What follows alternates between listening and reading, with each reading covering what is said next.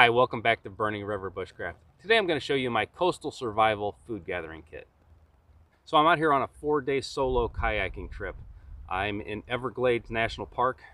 This is the far eastern end of it. So I'm in Florida Bay. This is an ocean setting here, not like you would normally think of the Everglades or the Everglade Park, at least in my opinion, before I started researching this. So I'm traveling ultralight with gear, just what the kayak will hold. Not a whole lot, nothing extra. I'm bare minimum with most things, but I'm going to show you today what I brought for my food gathering kit. So this is an extended trip. I was down here 3 days prior to this with the Campcraft gang, and in that trip we had access to more equipment, so I used a spear pole as well as a snorkel set.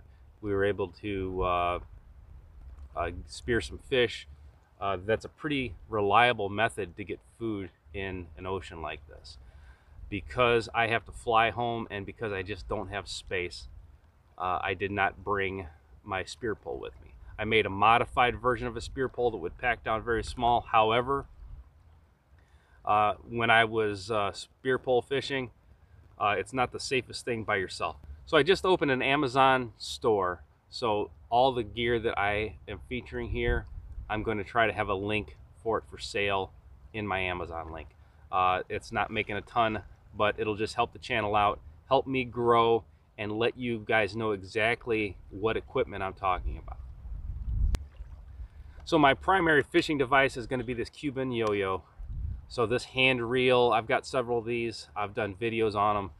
It's pretty small. This one's a little over 6 inches. The way it packed up, I actually had a plate, which I used for a pan also, just nested right inside here. So this is the size I brought just because of the way it packed. It came with a circle hook, weight, and a little flasher. There's a couple tricks with these. I haven't spent that much time actively fishing with this. I'll just cast it out and passively fish. Today, I've got a couple islands I want to paddle to, and then I'm going to spend the rest of the day just offshore fishing actively. This is super shallow right through here. It is, I mean, there was a shark that was swimming around, maybe a 3-foot shark, and half the shark was sticking out of the water. It is like shin deep, ankle deep right here. So a lot of the heavy weights and stuff that I brought, I just don't know, it's probably not applicable. So what I'm going to do is I'm going to paddle out to a deeper area, and I'm going to try actively jigging this and see if I can catch something. So I've got a small sandwich bag here, pretty high tech, I know, but I just have a selection of weights, circle hooks, swivels, and then I just bought a bunch of random saltwater type fishing rigs. I'm not the greatest fisherman, not the biggest fisherman. I fish for food basically, or fish with the kids or something like that. I didn't want to get overly involved in this, but a sandwich bag like this takes up very little space, and my main concern was snagging the bottom or hooking something and being out of my fishing gear. So I'm not going to go into all the contents of it, but it's all pretty much the same. It's a leader, it's a heavy leader, some kind of weight, some kind of flash, and a circle hook. So just like I did a video on the hand reel, the Cuban yo-yo, I've also done a video in the past on the mechanical yo-yo. So I've used these for catfish, I've used these a lot of different situations in the ice, and now I'm using them in the ocean. So I can set tension on it. I've got a steel leader here, circle hook, set them at various locations, and just check them in the morning. I'm big into the passive fishing around here. This is pretty heavily populated during the day. There's a lot of power boats that come out this way. This time of day and from about an hour till sunset all through the night, I am the only person here. So I clean up camp, I pull my hammock, usually stow everything in the boat and go out for a paddle during the day. As soon as the evening comes, I'll make my camp begin and go ahead and set all my lines out. So in addition to the mechanical yo-yo, which does set the hook, that's the advantage of this thing in my opinion, even though it's a circle hook and you shouldn't have to set it, the fish hooks itself. It does play the fish and it lets it hold it.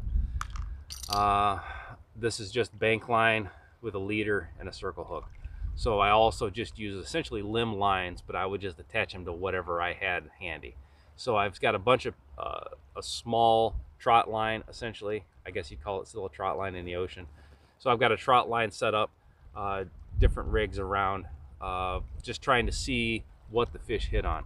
However, like I said, the water is ridiculously shallow here.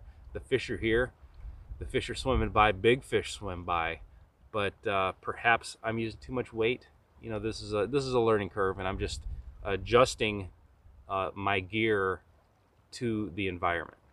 So I have varied my bait. I did use natural bait on the island, a couple different islands that I found, but I wanted to have something where I can open my bag and start fishing immediately without screwing around.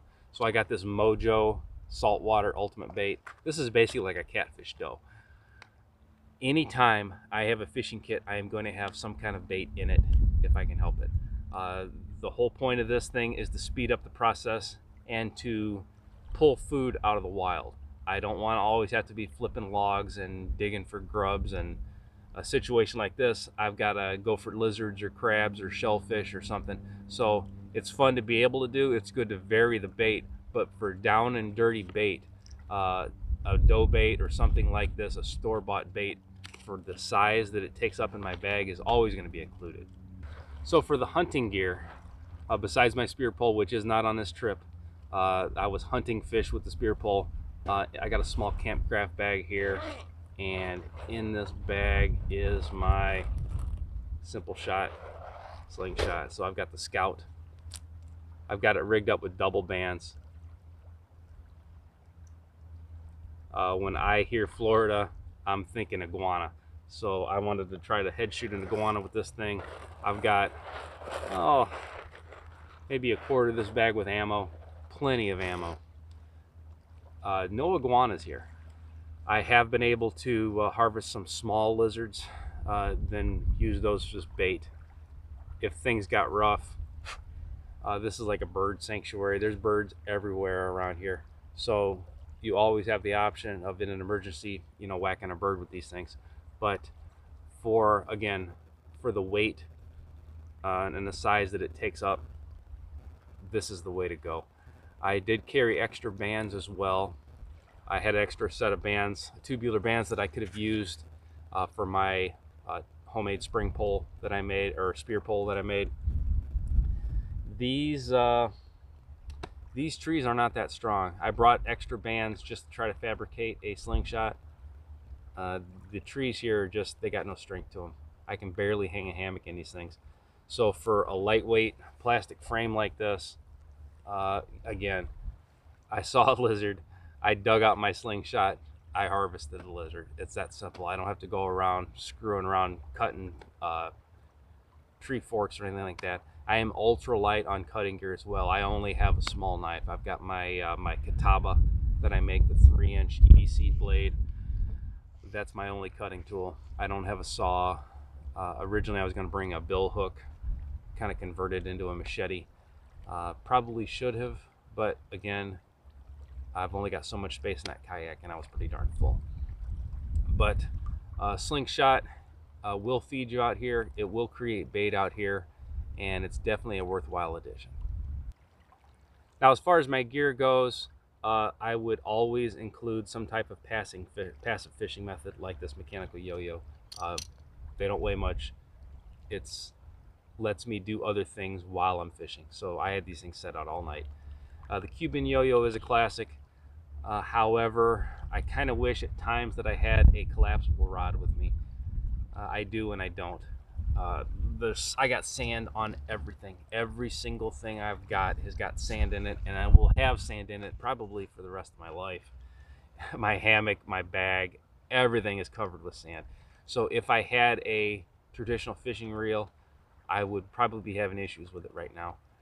So as far as durability and simplicity, this is the way to go. I just kind of miss being able to just cast out past this shallow area.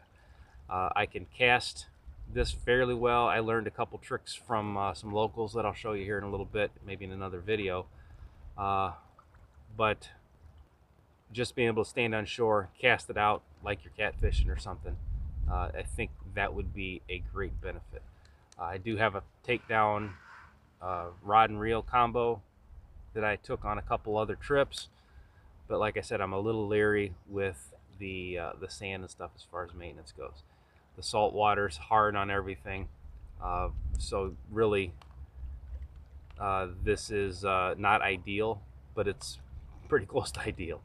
Zero maintenance, don't have to worry about anything. You just have to either learn to cast farther, or in my case, I can kayak out and fish offshore a little bit to get into some of the deeper water. All right, this has been Jamie Boggs with Burning River Bushcraft. Make sure you subscribe, click the like button on the video, ring the bell, see all my updates. This has been my coastal food gathering kit. See you soon.